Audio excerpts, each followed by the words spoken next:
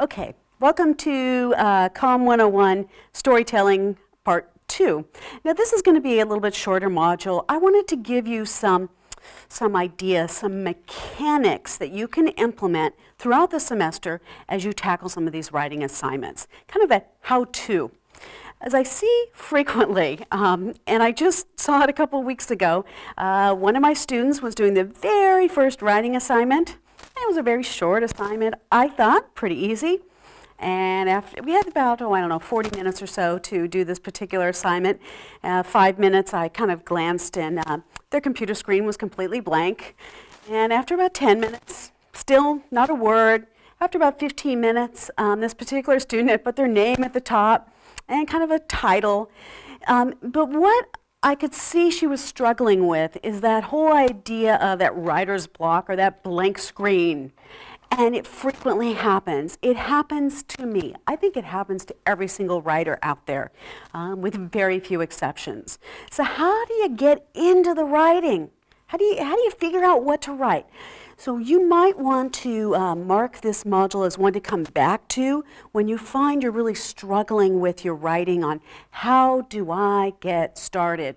How do I make this a story? So let's make this a formula for writing. If there is such a formula, we're going to create one right here and now. And I think it worked pretty well over the last couple semesters as my students really felt like by the time they got through the formula, they knew exactly how to approach the story. So let's get going here. Okay, you start with an idea. And the idea can be very, very general. Maybe your assignment does send you out on a story. You're not quite sure what it is. Fire. That's all we know, house fire. Get out there, there's a story somewhere. So you don't know where the story's going, but you have a general idea. It might be a story about the presidential debate. You're going to cover the debate tonight. You don't know anything more than that because it certainly hasn't happened. So it can be very, very general. All right.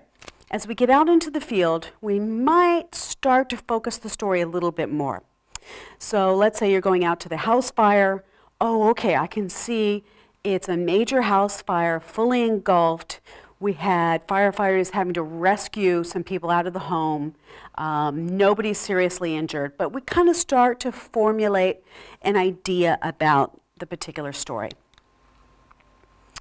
The third part to this formula, and I really feel strongly that you need to follow it in order. You sometimes might back up to further refine or further develop a step before the step you're on, but you don't want to jump ahead without doing some of the steps. So idea, focus, research, and interviews. I think it's better to be out on the scene, to go out to the story, if you can. I mean, if it's across the country or around the world, you're not going to be able to go out to your story. But if it's, across town, go out there and see it, feel it. There's going to be information that you can't get back in the newsroom by making some calls. Okay, so you're going to want to do the research. Find out, if you can, who the family is that lives in the particular house. So we're talking about the house fire. What time did the fire department get there?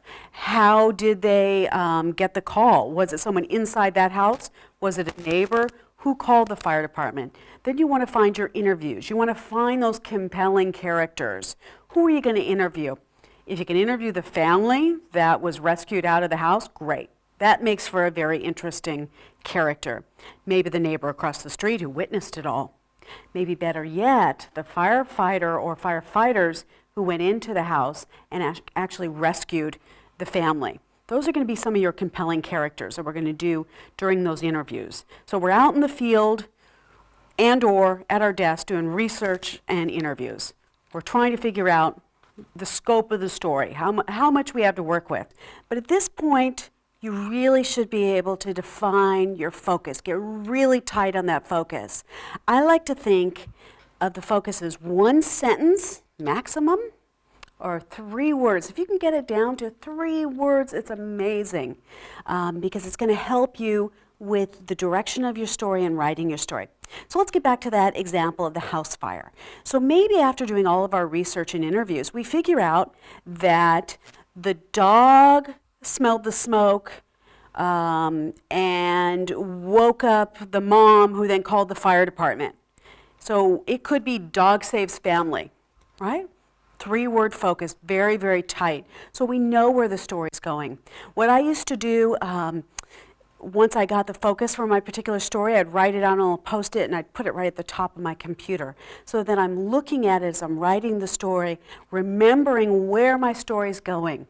You might have some great interviews, some great pieces of information, but if they don't fit the focus, you're going to have to leave them out. Right? So that tight focus is really going to be essential to helping you formulate the idea of what do I need to write for this story? How do I get started? Okay, now we decide what kind of form is the story going to be. Inverted pyramid? Is it going to be hourglass form? Is it going to be a narrative? Generally, it's going to be inverted pyramid or hourglass, and you just make a decision right now, which one is it going to be?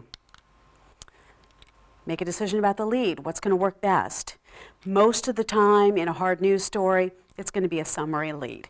But you should have an idea right now, based on that tight focus, what approach to that lead is going to work best. I always say, if you can't think of anything else, just go with the summary lead. It will always work. So, if you're stressing over that, don't. Just go with the summary lead. We can always go back and rewrite the lead if we decide we want to. Write the story. Okay, you don't start writing until you've finished all those other elements. So you've checked all those off. This helps you with that writer's block, that, oh my God, I've got a deadline and I'm looking at a blank screen. I don't know where to go. By the time you've checked all these other elements off, you know where your story is going. You know the form it's going to be. You know the lead. You know where you want to focus your story. I think it helps quite a bit. And the last one is to edit your own writing. Okay? So go back once you're done and now take a very critical eye to it. Is the grammar right? The punctuation? Is it clear? Did I leave out any important information or assume that the audience knew something when they didn't? All right? So you want to be your first editor before you pass it off to your editor. All right, let's just go through a couple of examples. Let's say you're going to do a story on the state budget. Okay, not all that exciting. Just thinking about that story idea may not be all that exciting. So let's get a little bit further in depth with it. All right, so you have the idea, the state budget's just been released, where are the cuts? That's what you've either been assigned by your assignment desk or that's where you want to go with your story. Okay, we're going to get a little bit more focused here. We're going to focus on CSU campuses. How is the state budget and the cuts in the state budget going to impact CSU campuses? Okay, that's my second step. Now I'm going to research and I'm going to do some interviews. I'm going to talk to university leaders. I'm going to do research about budgets from past years. Where are the most cuts to the universities? Who will be impacted? And then I'm going to go out and talk to those people who are impacted. Once I figure out where the story's going, now I want to look for those compelling characters, those people who are going to have a direct impact or be directly impacted by the budget cuts. All right, now we come back to tight focus. If you can't get it to 3 words, I couldn't hear, so I wrote it in a sentence, but students deal with cuts to financial aid. So it might be some students have to go part-time. They can't go full-time anymore because they don't have enough money to pay full-time tuition. Maybe some students have to take a second job. How is that going to impact their grades and the work that they need to do for their classes, right? So once we have that tight focus, then we can really start to formulate the story. I'm going to write an inverted pyramid. It seems to make sense. I'm going to start with the most important information at the very top and work to the less important to the very least important at the bottom. I decided to go with a lead summary on this particular story. Makes sense. We're going to just summarize that impact on students with cuts to financial aid.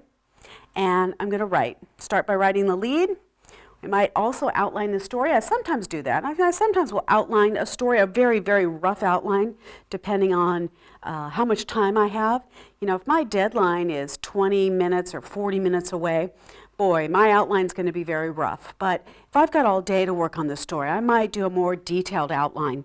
It just really depends on how complicated the story is and what my deadline is. Now I'm going to review my writing. I'm going to look for problems with clarity, grammar, punctuation. Are the quotes working in this story? Do I need additional quotes? Where have I left information out in order that the reader might be able to understand this particular story?